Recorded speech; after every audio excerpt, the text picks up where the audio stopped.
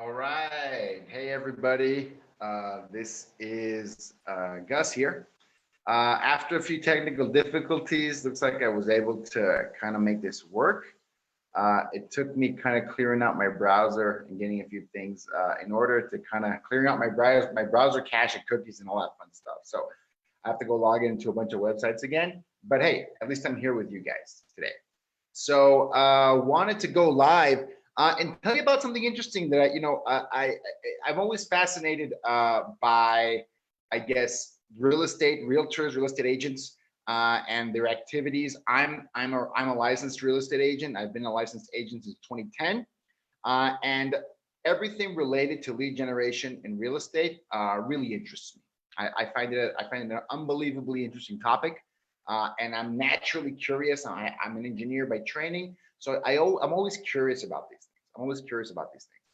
And for me, my experience with online leads dates back to 2010. Back in 2010, when we talked about online leads, people were specifically talking about primarily three sources.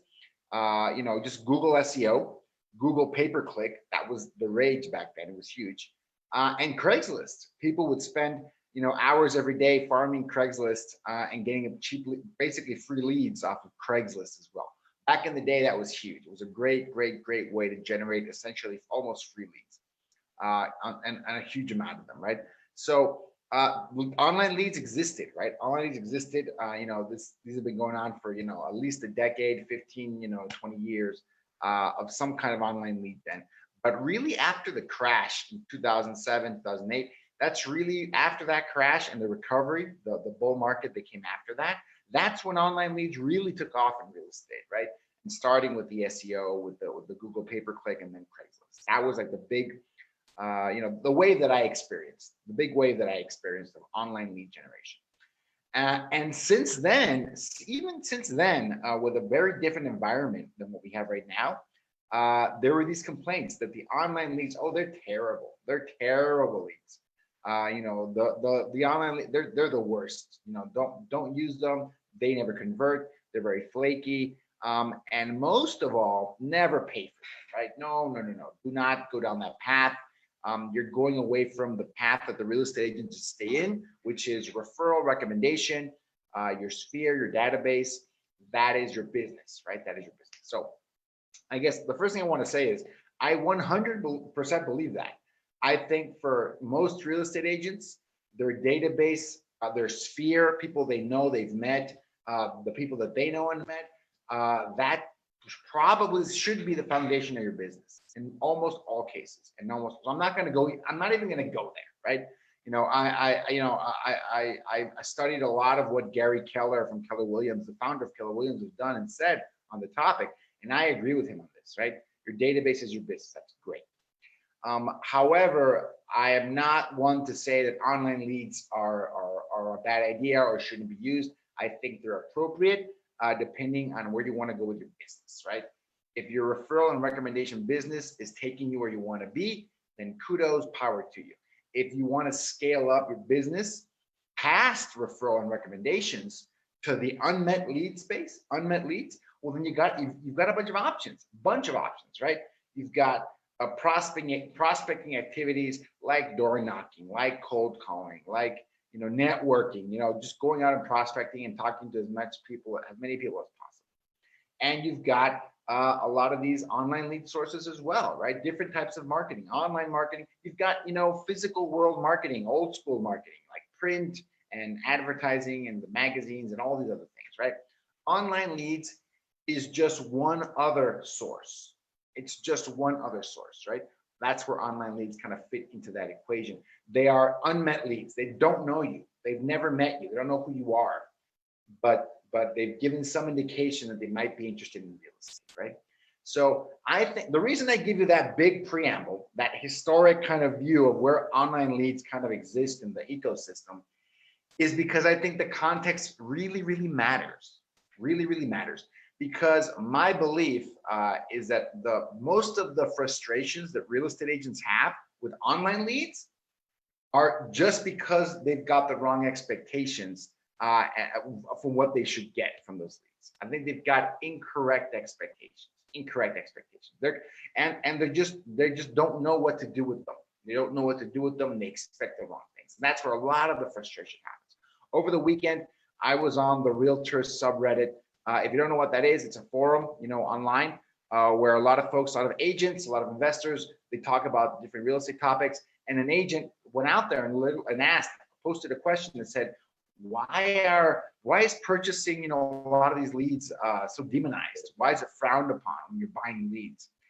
And the members of that forum just let him have it, right? Like, oh my goodness, what do you talk, poor guy, essentially, and I did a post about this on my profile because I wanted to see, is that for real? I mean, is there a visceral reaction?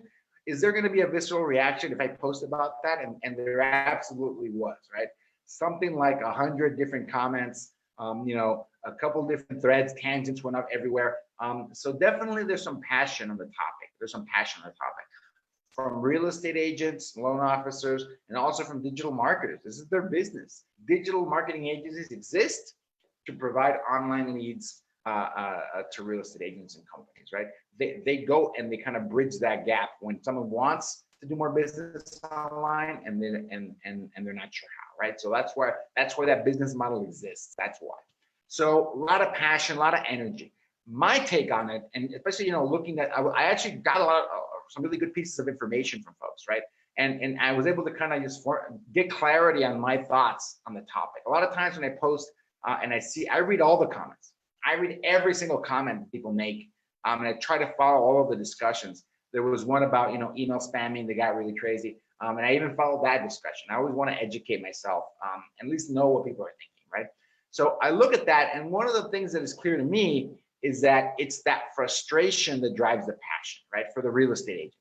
Someone sold them leads, they tried to generate them on their own, and they went nowhere, right? I got a message today from a real estate agent. They said, hey, I boosted a bunch of Facebook posts. I posted in a bunch of groups.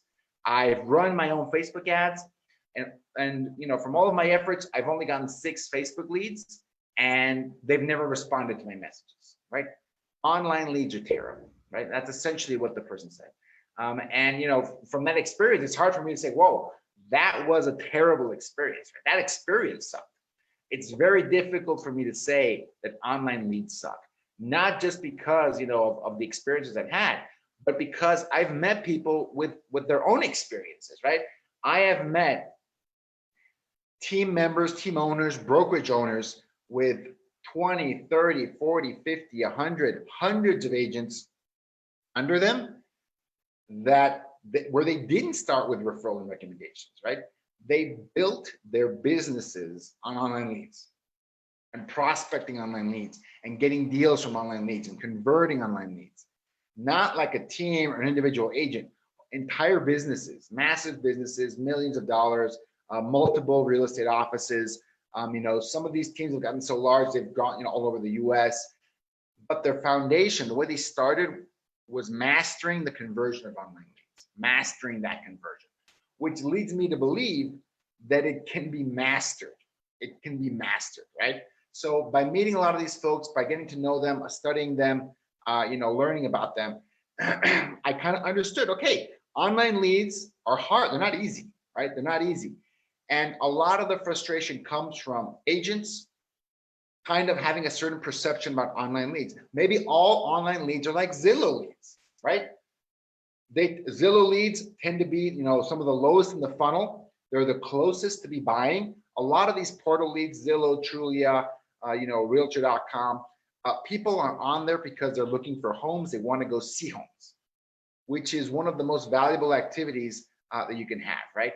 And over the years, that's really changed. I feel it's really changed. I feel people, when they want to make a real estate decision nowadays in 2020, they will be looking at homes for the next 6 months, for the next year, probably, right? So I think that's also typical behavior. But let's for the sake of the discussion, let's say that Zillow.com and Realtor.com are the highest converting leads. In my experience, those have been the highest converting leads that I've worked with, right? But that still doesn't mean that 1 out of every 2 leads is going to convert, right? That's not what that means. It just means that those are higher converting leads. But you know what converts even higher than Zillow and Realtor.com leads? A referral from my sphere. a referral from my past client, someone that actually wants to talk to me and work with me, right? I when I was in the business active agent, I would convert something like 90% of those leads, maybe 80% when I started to do more business. But typically 90% of them, when they met me, they would work with me. They knew who I was, they had an idea of my reputation, they had a personal recommendation. And when they met me, it kind of brought it all together and it sealed the deal 9 out of 10 times. 9 out of 10 times. I feel that a lot of the frustration that agents can have with online leads is they expect a referral and recommendation experience, right? And that can be as obvious as the person picks up the phone when you call them. Oh, they're expecting your call. Hey, Gus, I was expecting your call. Thanks for getting back.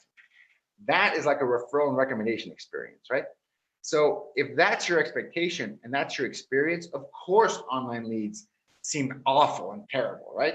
These people never pick up the phone. These people never respond, and when I talk to them, they're not motivated. They don't want to buy a home. They're not ready to go. What's going on? These leads are terrible. This is a terrible experience. So that mismatching of expectations, one of the sources can be people have that referral and recommendation experience, and they think most of that carries over to online leads, and it does not, right? It does not. Online leads are unmet leads, which is hard to convert in general, and online leads have multiple people trying to reach out to them, right? It's a competition, right? When someone is referred over to you, maybe you're competing with someone else. In my experience, maybe one agent, maybe in a really extreme case, 2 other agents, like a really extreme case. And when you're talking to an online lead, you've got to assume there's 10 other real estate teams, like highly structured, teams, well-financed teams that are competing with you. So it's a whole other ballgame. It's a whole other ballgame. So that expectation can easily be mismatched. Also, and this is fair, this came up in the discussion this week, it can be digital marketers that set the wrong expectations. This can also be true. I believe it can really be true. They can say, hey, here you go, have a bunch of leads, and you should be able to convert, 3 out of 100, 4 out of 100, or you can get, a first transaction within the first 30 days. Try for 30 days, you'll see results, right? That isn't accurate, folks. At least on an average, that isn't accurate, right? Like any kind of prospecting lead generation activity, especially when you're just getting started from scratch, it's going to be at least 3 to 6 months before seeing, return on investment, and even maybe at least 6 months to see positive ROI in my experience. And there's a bunch of people that can do it before then, for sure.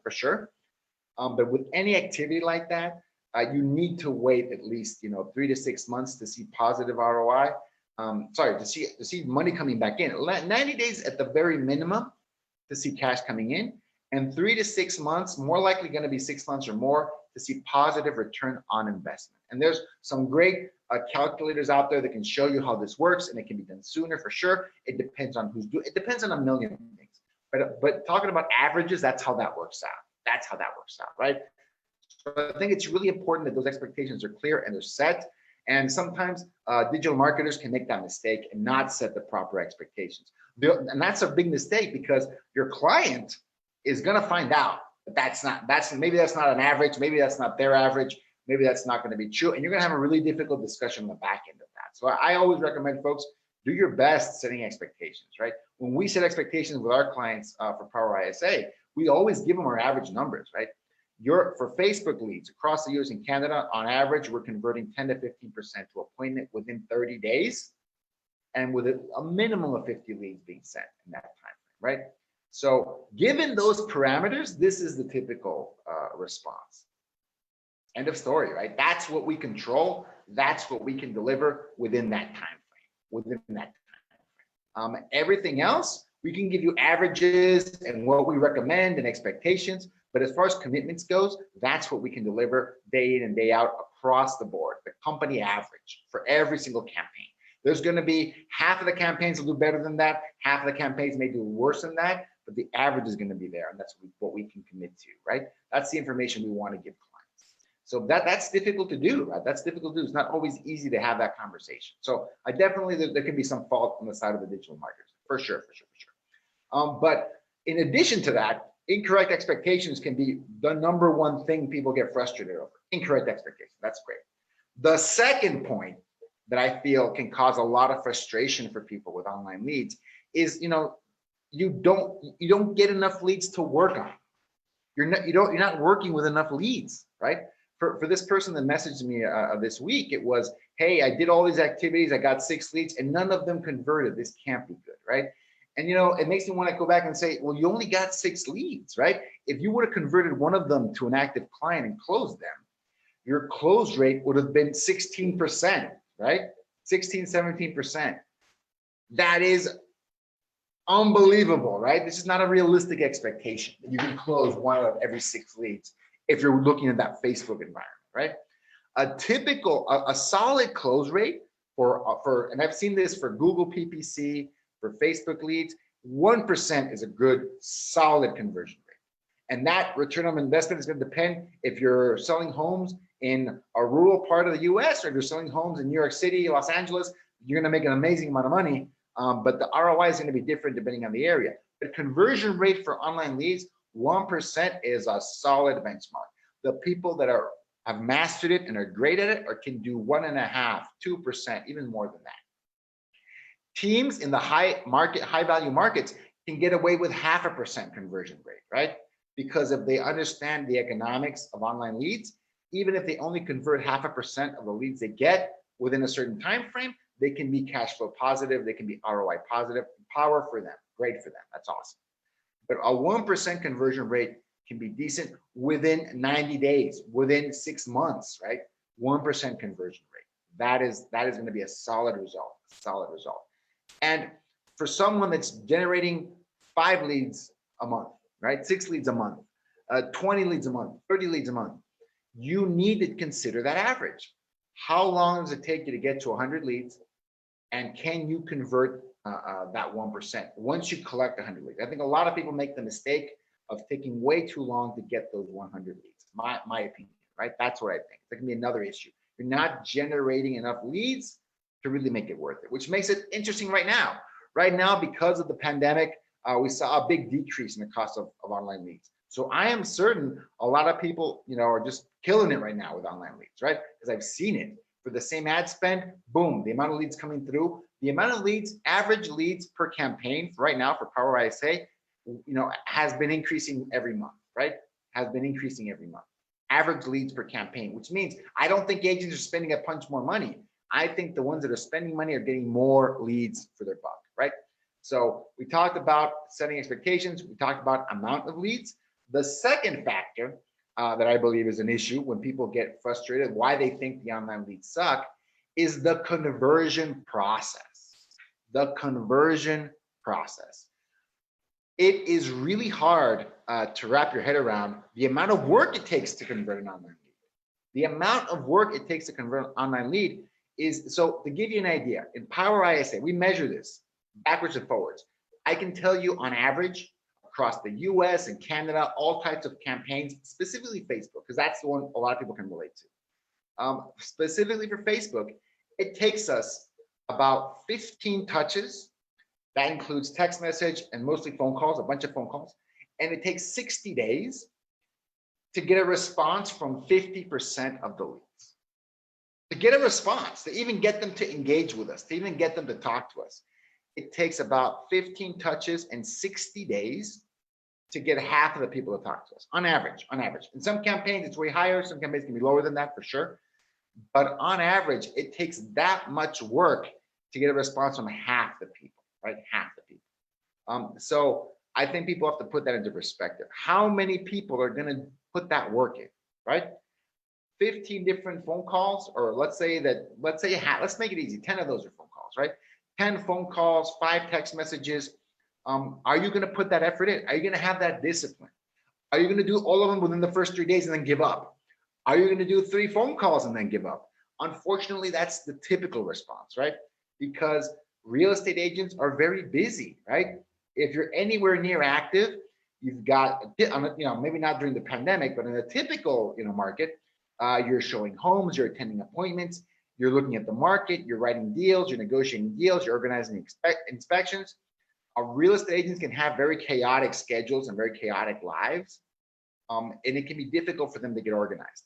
The best real estate agents organize the time every day to do consistent lead generation. but they time block that, right? They go, I'm going to start the day with 2 hours, the Gary Keller formula. I'm going to start my day with 2 hours, at least 2 hours of lead generation every day. Let me get that done. But what if an online lead comes in late in the day? Online leads come in whenever, right? So the online leads can contribute to a lot of the chaos that you see, right? So having some kind of follow-up plan that you use can be very challenging, and sticking to it can be even more challenging. So in Power ISA, we're going to do 7 touches the first week. We're going to do 12 touches the first 30 days, and we're going to do 14, I think 15 touches within the first. Actually, no, probably more. 16 touches. My bad. For our calling intensive plan, it's 16 touches within the first 60 days. So we can get to that 50% mark at least, and hopefully keep it rising from there. We know we're going to be on average, going to be in that 50% mark within 60 days. So having the discipline and some kind of consistent, systematic follow-up plan is another part of the equation, right? But it's not the last one. Some people say, "Hey, Gus, I'm calling these guys a bunch of times. I'm texting them, but they don't want to buy. They don't convert. The leads suck. They're terrible. Online leads don't work, right?" So here's the other part of that, right? So you've done the effort to learn how to generate these leads, right? You've brought that mindset. Hey, I'm going to work super hard to make these happen, right? This is going to be something that I'm going to dedicate myself to. I'm going to make the work happen. I'm going to get the leads. I'm going to change my mindset to work those unmet leads. I am going to have a follow-up plan. I'm going to call these guys like crazy. I'm going to text them like crazy. I'm going to do at least those 15 touches within those first 60 days, at least that. And maybe even more than that. Boom, boom, boom, boom, boom, boom, boom. But Gus, when I get in touch with them, they're not motivated. They don't want to buy. They're just asking questions. They're just browsing. They're tire kickers. These leads are terrible. So here it is, folks. Once you've done the work to generate the leads, you've done the work to get in touch with the leads, there's another part that's as important as the rest, which is, what are you going to say to them when you talk to them, right? What happens there? Too many folks make the mistake of handling these calls like a customer service call. Hey, I got your message through Facebook. I see you're interested in buying a home at some point. Tell me what you want. Oh, I'm looking for this and this. That's awesome. That's great. I can definitely send you listings around that. There's some great homes out there. When would you like to go see something? Oh, I'm not really that interested in doing something. Well, I'd love to meet with you and tell you what I can do for you. Yeah, I'm kind of busy. Why don't you give me a call later? Yeah, okay, bye. That is the typical interaction, right? If you even get that far, they might not even be interested before that, right? So, and a lot of people can complain, the leads are not good, the leads suck, they're not great. Folks, this is May of 2020, right? This is May of 2020. The consumer that we're interacting with online, whether that's Facebook or on texting or calling or email, whatever it is, the consumer that we're interacting with is being bombarded with information 24/7 through their, mainly because of this guy, but whether it's television, whether it's their tablet, whether it's their phone, whether it's the billboards outside, whatever it is, they are being bombarded consistently with ads and information and all these things. Everyone wanting their attention. And they want the instant gratification. They want all these things to happen, and they want this and they want that. You calling them and offering them your services is not enough to get them interested. You being interested in what they want is not enough to get their attention. There's not enough to get your attention. When I see agents have a high contact rate with their leads, but have a very, very low conversion rate, or I'll take it even further. When on my own ISA team, when I can see a decent contact rate, the unexpected contact rate, but a below average conversion rate, that is a skill problem. That is a scripting problem. That is a teachable problem. I mean, you can teach people to get better at this, but it is a conversion problem. You don't have a leads problem. You might have an amount of leads problem. You might have other problems, but my gut and my experience says that if you're talking to enough people and you're not getting clients out of that, it's a conversion problem. It's a conversion problem, 100%. And I saw a comment this week when I was talking to, and I posted on different forums, I posted on my profile. someone made the comment that, hey, you shouldn't buy leads because, 1% of the leads you get are actually going to be buying a home. Or a really low number. I forget what the number was, but it was very low. It was like 2 or 3% of the leads that you get are ever going to buy a home, of leads are ever going to buy a home. And I disagreed with that statement. I said, that's not even chance. That's not even random numbers, right? That's not, no. And the agent was very confident. No, it's a really low number. A really low number are going to buy. Very few of them buy. So this is, and I've probably been ranting for a really long time at this point, but I do want to say, so I want to throw some napkin math for you guys, right? I hope this helps make my point. I really hope it does. So in the United States, in a typical year, maybe not the pandemic year, but in a typical year for the last decade, about 5.5 million homes are sold. About 5.5 million homes are sold. You should look up how many online leads are generated every year because it's gonna blow your mind. But only 5.5 million homes are sold, right? And the typical household, let's round it down. Typical household has 2 adults in it on average. I'm not even gonna count kids. Typically on average about 2 adults, right? With kids and everything, it's almost like 3, but let's say average 2 adults are gonna get a home average across the US, 5.5 million homes, 2 adults per household, about, what's that? 11 million people are gonna be involved in home purchasing. 11 million adults on any given year are gonna be involved. Actually, so my bad, that's 5.5 million homes. So it's gonna be about twice that, right? So 2 people on the buy side, 2 people on the sell side. So 5.5 million times 4. So it's about 22 million people. 22 million people. Let's round it down. 20 million people. 20 million adults are going to be involved in home purchases every year. Let's round it down even further. Let's not make it that easy. 10 million people. 10 million people are good. 10 million adults. I'm being very conservative. 10 million adults are going to be involved in home purchases in any given year in the US on average. There are 200 million adults in the US. And I think that's above 2021, right? 200 million adults. 10 out of every 200 people in the phone book are going to be involved in a real estate transaction. I'm going to make it even easier. It's going to be 1 out of every 20 people. 1 out of every 20 random people, if you truly randomize this, 1 out of every, on the lowest end, conservative, not even being really hard. If you grab 100 numbers out of the phone book, you talk to them, you're going to be talking to at least 5 homeowners. If you talk to 100 people randomly from the phone book, you're going to be talking to at least 5 people involved in a homeownership transaction that year. In reality, the number is much higher. Why? Because there's multiple adults per household. It's not just the adults in that house that are involved in the transaction. You can talk to other people that can influence them. The number can be as high as 1 out of 10, but I'm going to keep it simple, right? It's going to be 1 out of 20, 5% on randomly, 5% of people. So when someone says of online leads, only 1 or 2%, 3% is going to buy a home, I don't think that's accurate.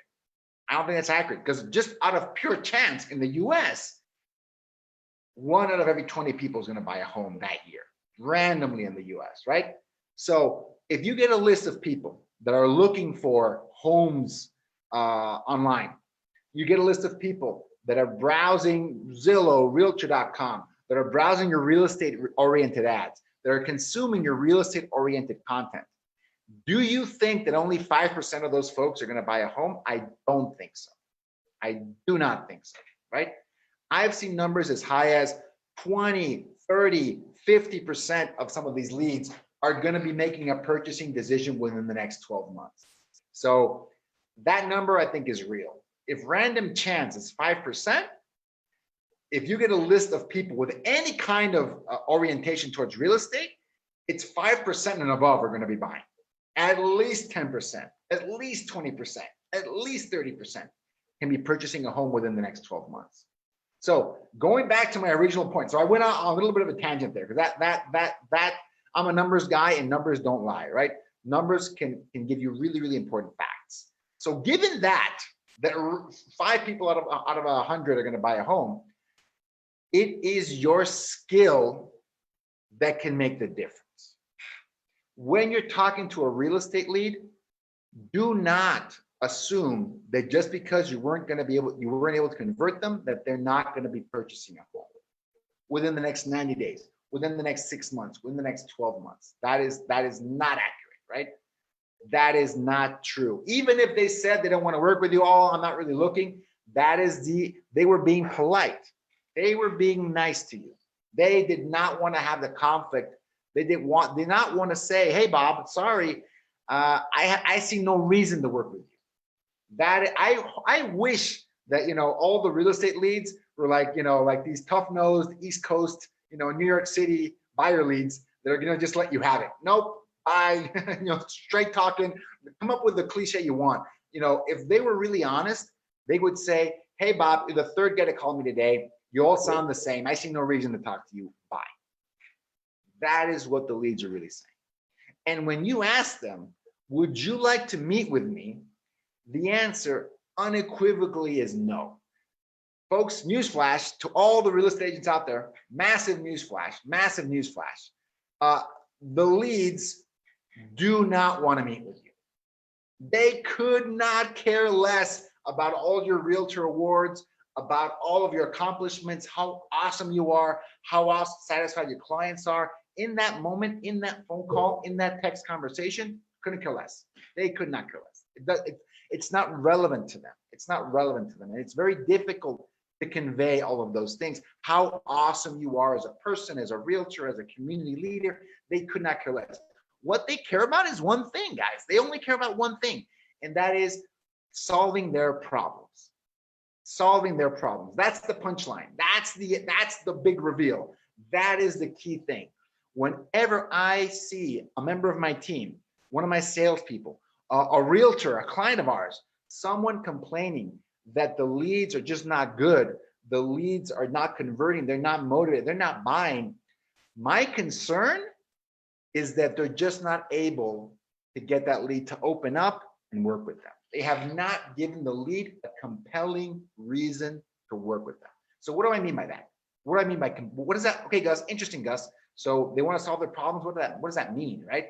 Well, one, you have to listen on that call. You have to do your best to figure out what it is they want. You've only got a few seconds, right? They don't even know who you are. You're on the phone with them. You're having a conversation with them on text, on Facebook, whatever it is. And you've got to find out what is it they want, right? They're looking for homes. Do you have anything to offer someone that might be looking for homes? And I'm going to throw out a bunch of random ideas that I've seen be very effective. And one is, do they understand the home buying process in a seller's market? Or how about a buyer's market? Can you educate them on how to win a home in this market, how to get the best deal? That's one. The next one, do they have financing figured out yet? Are they a first-time home buyer? Are they aware of all the different home buyer programs that are available and the way they can get the best deal on their financing? Oh, I didn't know that, sir. Well, great. I'd love to tell you about that. So when you have some time to chat and meet in person for that, right? So that's another one. You have a big, guess what? Oh, Mr. Lead, I want to tell you all about my VIP buyer program. Did I mention that? No, that's great. That is the number one reason folks work with me, and I help them find the best homes in the market. When you have some time to meet, and let me tell you about our VIP buyer program, right? You're in luck, Mr. Lead, because I just finished compiling my off-market property list, right? That is up to date to today. When do you have a chance to sit down and let me show you that to you, right? I'd love to walk you through the off-market inventory and my strategy to get you in that house with little to no competition. When's a good time to meet about that and to show you what I can do for you? So I can go, on and on. The point of these examples is you have to have a pitch. You have to have a script, and it has to be a damn good script to be able to entice those buyer leads to at least be curious about what you bring to the table, to at least for you to remotely have a chance to convert them. It is unbelievably important to come from value. And a lot of when on Power ISA, when we onboard clients, whether it's our dedicated ISA or a speed lead service, people can sometimes get frustrated because we ask, what's your value proposition? I'm like, what do you mean? Like, well, why should people work with you? Well, because I'm the best. Yeah, let's make it more actionable. What specific benefits can you bring to the table that would make them interested in, forget working with you, taking a call from you, doing a live transfer with you, doing an appointment with you? What can you possibly do that'll make that interesting, right? I'm not gonna lie, I'm not gonna name names either. But some agents are like dumbfounded. Well, I mean, what do you mean, right? Do I need to have like some kind of gimmick? And people have all kinds of limiting beliefs on what these pitches, what we call it the hook. What's your hook? What's your in marketing terms, your lead magnet, right? What is your lead magnet, right? So some people that do Facebook ads at a very high level know that a very effective ad can be one that offers a lead magnet. My, 7 tips to get selling your home for $10,000 more. My 5 tips to find a home in a seller's market without a bidding war. My 3 steps to whatever it is, right? That can be like an ebook, a promotional item, a course, it can be whatever. But the concept is the same. And it applies when you're on the phone. It applies when you're on that text message conversation. It doesn't matter, right? You have to come from value, and you have to give that lead a reason to pick up the phone, to call you back, to respond to that text message, and to go all the way to meet with you, right? It is 2020, folks. People don't just hate talking on the phone.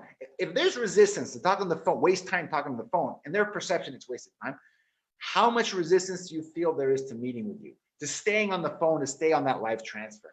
There's a ton of resistance. The only way that we found to bridge that gap, to get past that resistance, is if we come from value and we give them that hook, line, and sinker, reel them in. Use that hook, folks. You've got to give people an awesome reason to take that call, to talk to you, to meet with you, right? You have to do that. You have to do that. And again, I don't have the answer for every single team out there in the US, but I guarantee you every team has an answer they need to find. Every single person calling and trying to convert online leads has to have a script that incorporates value, or they're going to be very frustrated with the experience. Because if you're getting enough leads, if you're following up with them enough times, then it's just that part of the equation, folks. It is just, what are you saying, right? What are your emails to them say? What are your text messages to them say? Are they trying to get a response? And once they've responded, you have a way to offer them value so they can take the next step, be converted to an appointment. And even in that appointment, and maybe at some point I'll make content around the buyer's presentation, but there's some really good content out there actually, so I probably don't need that. But that is the final step. But to even get there is a skill. It is a skill. So in summary, right, I've been ranting about this for a long time now. Kudos to the people that are listening. I haven't even looked at the comments. Alina, how's it going? Dave, love you. Carlos, Saeed, kudos, props, mad props to you. It is a skill. Converting online leads is a skill. And guess what? That if you were calling the phone book, that skill would carry over. Because of those 5 people that are interested in real estate, you would get a shot to even convert them. And trust me, I know this. When we were doing circle prospecting, which is essentially calling the phone book, it's calling the phone book. We could have success with that because the people were making calls, they weren't letting up, they were trained on scripts, and they were trained on objection handling, and they would get results from calling the phone book. So if a trained ISA in the room can get results from calling the phone book, a professional real estate agent can absolutely get results by calling online leads that are interested in real estate, right? It is a skill, folks. It is a skill. And if we change our mindset from the leads suck, they just suck independent of me, to my skill set can be, I can master online lead conversion, then it doesn't matter if the leads are coming from Facebook, from YouTube, from Instagram, from TikTok, from your SEO website, Google pay-per-click, from the phone book. Literally does not matter. The only thing that changes is the cost and the conversion rate, right? The contact rate probably changes a ton. All the parameters are different. But once you get people's attention, The problem reduces itself to the same. What kind of conversation can you have with them? Can you find what they need? Can you position yourself as a solution to that problem? And can you add value to them? Can you add value? Anyways, that's my take. I hope you folks found this useful, found it valuable. Would love to hear any comments, anything on the live. Alina, absolute genius. Thank you so much. Thank you so much, Alina. Appreciate it. You're always too kind. Gideon, when adding front-end friction prior to sending leads to the ISA, what do you think is the best single data to collect time frame? So, great question, Dave. And I'm going to jump in and answer that. So if we can only ask one question to any lead, we would ask timeline. And again, that's not always accurate. They don't always tell the truth. But timeline is the best indicator of what kind of lead they are. It is the best one we found. However, you don't just want to ask them one question, right? You might want to put a couple in there or soften them up and get the truth on the next one. There's a whole philosophy about this. But answering the one question that adds the most value to our process is, when are you thinking of getting a home? Do you need to get a home ASAP, or are you just getting started? Are you at the very top of the funnel, or are you looking to get into a home as soon as possible? At the very least, that's our script. Are you looking to get it into a home right away, or are you just getting started? So there's no pressure, right? We can also ask, hey, so what's your time frame? When do you want to be in your new home? That's another way to phrase that question, right? Carlos, it's true. Yes, it is true. So sad, it is true. Do you talk about this on your calls with agents? From Saeed. We talked. I don't go on this long about this topic, but we talk about value proposition, and we get very tactical about it. When we onboard clients to work with us, we get very tactical about value proposition, because I think that's the best way to make it actionable for them and valuable for them.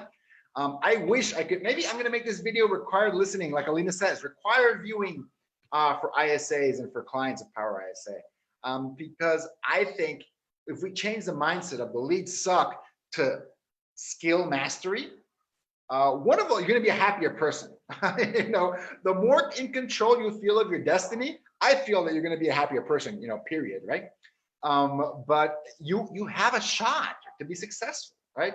You're not a victim of online leads. Actually, that's a good way to explain kind of what I saw from coming from these agents. They felt that they had been victimized by digital marketers. They had been victimized by the internet, by Zuckerberg, by Facebook, by Google, that they had been taken advantage of. And I think that's a really bad way to feel. It's an unfortunate way to kind of look at that. And again, not saying that that's not true in their particular case. It might be true in their particular case. But I feel that if victimhood is the worst place you can be, right? It's a bad place. If people can kind of make that shift over to mastery, skill set and mastery, then they can win. Because the teams, the mega teams, the mega agents that can make that shift can build, have built, and will build massive businesses on online leads. And guess what, folks? It doesn't matter at that point where the leads come from. Because if they came from the phone book, they could still be successful, right? It's harder, definitely harder. Phone book is harder, but they can still be successful. Because when they have conversations with motivated buyers or sellers, they're going to be ready for that, 100%. So anyways, folks, that's my take. In summary, it is all about setting the correct mindset and the correct expectations, having enough leads to call and play around with, following that follow-up system, that follow-up sequence. And when you get in touch with people, if you're saying the right things on those emails, on those text messages, and most importantly, on those phone calls. All right, folks, have a good one. Have a great rest of your afternoon. And if you found this valuable, please like the group. If you think this is awesome content, please tell other folks to join the group. We'd love to have them in here. I'm really hoping that everyone in the group gets value from this, because my desire is that everyone in this group is a practitioner. Either because you're a real estate agent doing online marketing, or you're a digital marketing agency that's a professional marketer. So everyone, please invite folks over to the group. Hope you find this valuable, and do not miss it. Tomorrow, Wednesday, May 13th at 1 p.m. Central, we're going to have the tremendous Shane Hillier in the house talking about everything, and what he's an expert in, which is Facebook ads for real estate, and digital marketing agencies. We'd love that. So looking forward to it. Have a good one, folks.